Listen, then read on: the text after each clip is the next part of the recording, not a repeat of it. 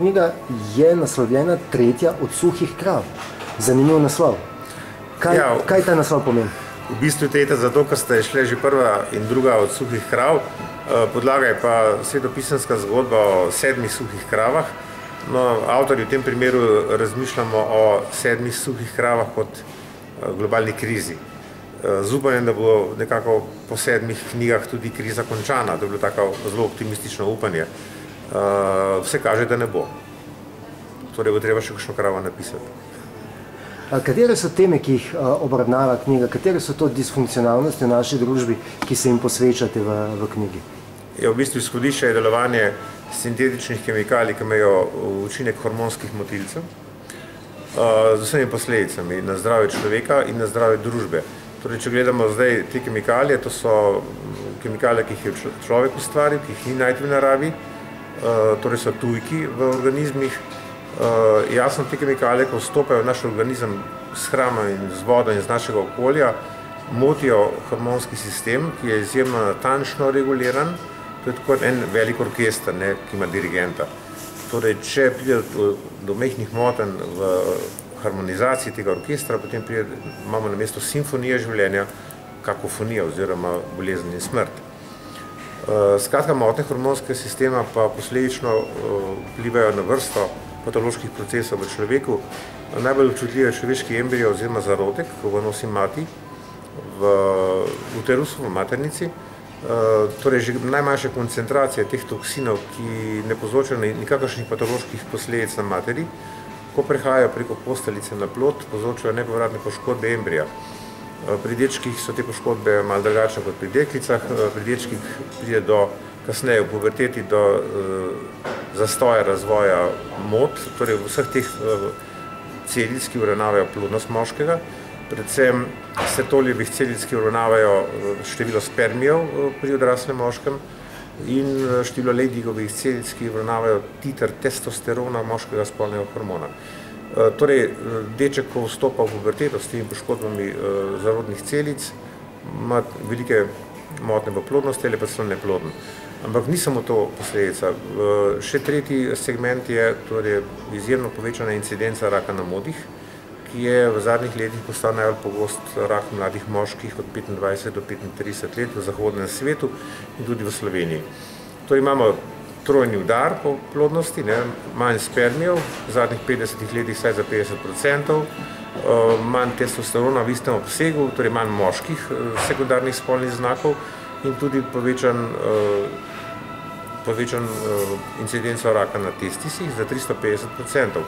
Temu pravijo strokovnjaki testicular dysgenesis sindrom. Obenem pa tudi deček, ko ga mati nosi v uterusu, ne doživi maskulinizacije možganov ali pa ta ne poteka po popolnosti. Torej, tukaj se razlikujejo moški in ženski možgani po svojih nekih performansah. To mi poznamo kot tipično ženske in tipično moške lastnosti v neki družbi. No in če ta deček ima motnje v hormonih, torej v fazi zarodka, potem tudi kot odrasel moško ima pomanjkanje teh tipično moških lastnosti, ne samo vidnih sekundarnih spolnih znakov, ampak tudi vedenjskih vzorcev. Temu pojavu smo priča vsi v tej družbi, torej gre za feminizacijo sodobnega moškega in za upad teh tipičnih moških vrednot, kar se pa na nivoju družbe reflektira kot kriza civilizacije. Kajti če upadajo tipične moške vrednote, kot so zavzemene za neko stvar, neka borbenost, neko odločnost, neka biološka tipična moška vloga je v tej družbi, ali v nekdanji družbi bila, da je zaščitnik teritorija, torej da ščiti svojo družino, svoje potomce, svojo žensko izbrano. In tudi jasno, skozi ekspresijo preko družine se to reflektira v družbo.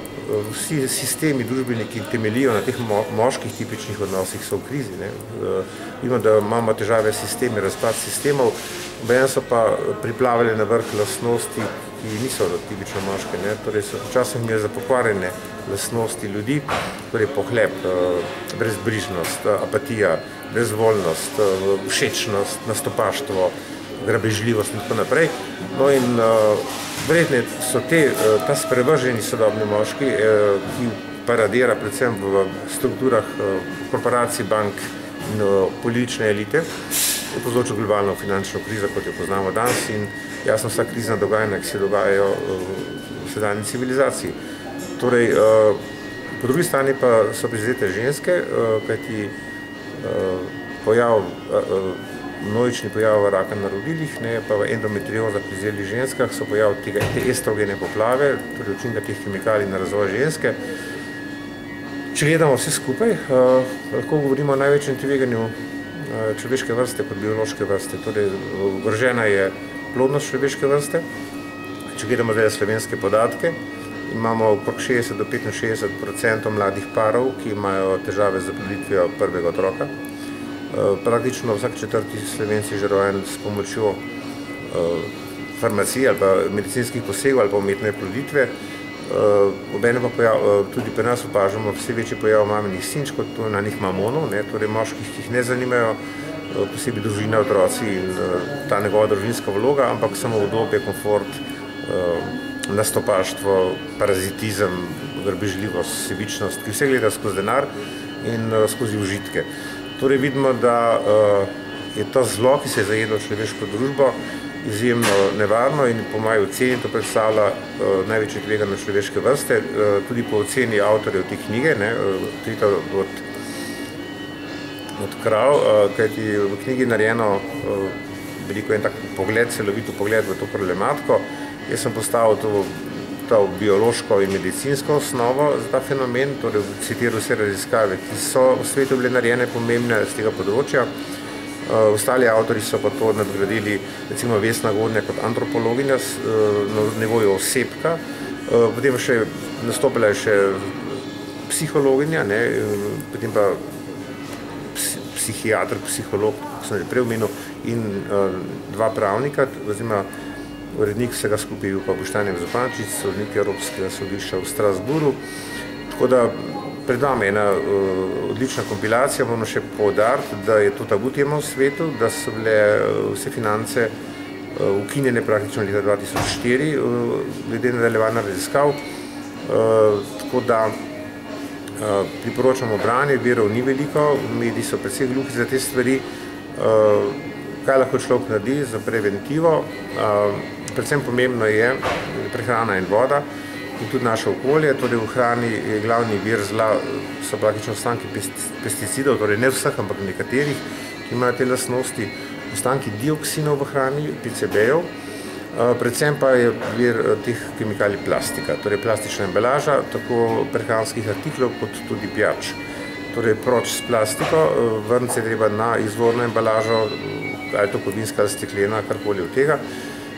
No in jasno tudi pri pijačah ta stik razmejiti, kajti te snovi, recimo primer povem, nonilfenol, ftalati ali pa bisfenol A, se nahajajo v plastiki kot aditivi in se iz nje izstopajo v ta medij, torej v hrano, v katero je ta, ki je embalirana v to plastiko, ali v pijačah, ki je v tej plastični steklenici oziroma plastenki, bolj pravilno rečeno.